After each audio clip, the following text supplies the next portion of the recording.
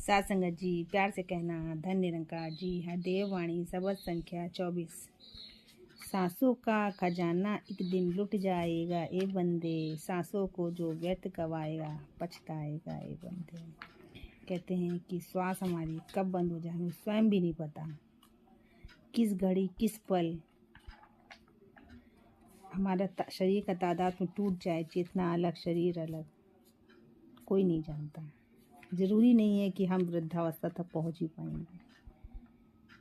तो इन सांसों को जो अनमोल हैं, जिनको कहते नहीं है कि बिल्कुल फ्री में मिली हुई हैं, उसकी वैल्यू ही हम नहीं समझ रहे। जो संसार की सबसे कीमती चीज़ है, जो आप धन दौलत देकर भी नहीं खरीद सकते, और हमें वो फ्री में मिली हुई है और उसकी कीमत वैल्यू हम लोग नहीं समझ रहे।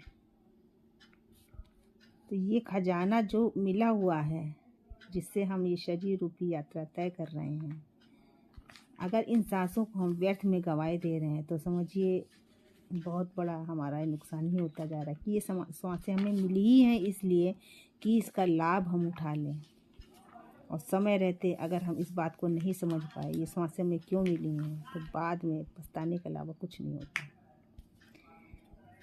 तो अरबों खरबों देने पर भी एक मिलेगी सांस नहीं, सांसें हैं अनमोल कितनी क्या तुझको एहसास नहीं। मिली हुई हैं सांसें, सबको मिली हुई हैं, मगर इसकी वैल्यू कुछ ही लोग समझते हैं। कब जब बीमार हो जाते हैं तब उन्हें एहसास होता है सांसें कितनी कीमती हैं। एक पल के लिए अगर एक सांस आपके शरीर में वापस नहीं आती तो आपका शरीर अलग, चेतना अलग, यानी आपके शरीर की मृत्यु हो जाती है। इतनी कीमती चीज़ जिसको आप चाहे जितना धन वैभव संपदा कमा लें, आप नहीं खरीद सकते। एक भी सांस आपको नहीं मिल सकती, मगर तब भी हम इसकी वैल्यू नहीं समझ रहे हैं। धन दौलत को भी इससे ज़्यादा ऊपर स्थान दे रहे हैं, जबकि पैसों से इसको आप नहीं खरीद सकते। सांसों का आना जाना ही जीवन है तू जान ले, सांसें थम जाएंगी तो जीवन थम जाता है मान ले। कहते हैं कि हमारा जीवन कैसे चल रहा है, ये सांसें आ रही हैं जा रही हैं, आ रही हैं जा रही हैं। जिस पल ये श्वास हमारी बाहर तो गई, फिर दोबारा शरीर के अंदर आई ही नहीं। कहते हैं सारा खेल खत्म, हमारा शरीर मृत हो जाता है। जिसे हम कहते हैं कि हमारी मृत्यु हो गई। हमारी मृत्यु कभी हो ही नहीं सकती, क्योंकि हम लोग तो इस शरीर के अंदर हैं, शरीर तो हम लोग हैं ही नहीं। हम लोग तो सदा थे, सदा हैं और सदा रहेंगे, बस हम लोग शरीर बदलते रहते हैं।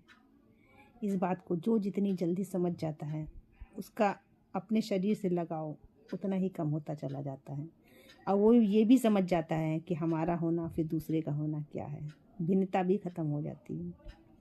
तो सांसें थम जाएंगी तो समझ लीजिए आपका जीवन ख़त्म। जब तक ये प्रक्रिया चल रही है, आ रही है जा रही, आ रही जा रही सांसें, तब तक आपका जीवन है, चल रहा है।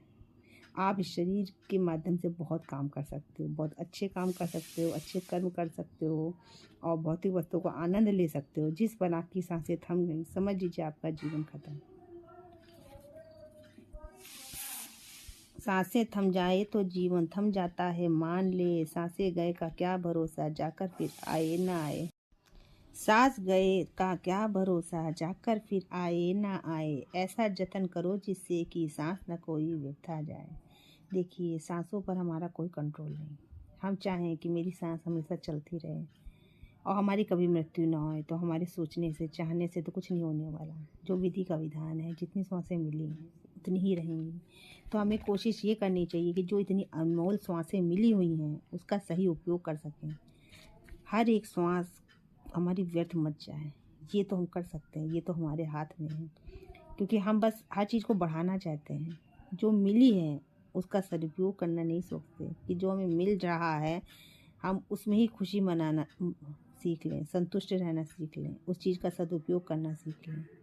तो सांसों के बढ़ाने का तो कोई उपाय है ही नहीं, तो उस विषय में सोचना ही व्यर्थ है। इससे अच्छा जो हमारी सांसें मिली हुई हैं उनका हम सदुपयोग करें। सदुपयोग का मतलब है कि उसे हरि की स्मरण में लगाएं, इससे एकाकार होने में लगाएं, इससे इकमिक होने में लगाएं। जहाँ इससे इकमिक हो गए तो हर श्वासों की वैल्यू समझ में आ जाती है। हर श्वास में इसका सुमरण अपने आप होने लगता है, वो श्वास की वैल्यू बढ़ जाती है।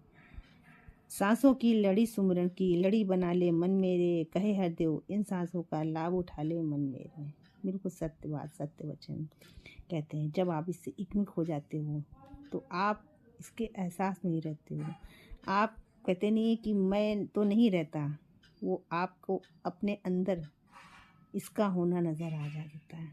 और जब परमात्मा का होना आपको अपने अंदर नज़र आ जाता है, इससे आप एकमुख हो जाते हो, ये भेद खत्म हो जाता है, आत्मबोध हो जाता है, तो आपको स्मरण सुमरण करने की ज़रूरत नहीं पड़ती, शब्दों का सहारा नहीं लेना पड़ता। कोई भी चीज़ हो आपको वही नज़र आता है।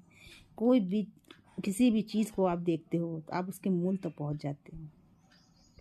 कहते हैं हमारे शरीर का मूल हमारे अंदर है, तो ऐसे ही आप जब दूसरे को देखते हो तो आपको उसका मूल नज़र आता है। कोई वस्तु को देखते हो तो उसका मूल नज़र आने लगता है। रूप रंग आकार पर आप टिकना छोड़ देते हो, भिन्नता खत्म होने लगती है। और जब भिन्नता खत्म होती है तो सहज जीवन तो बनना स्वाभाविक बात है।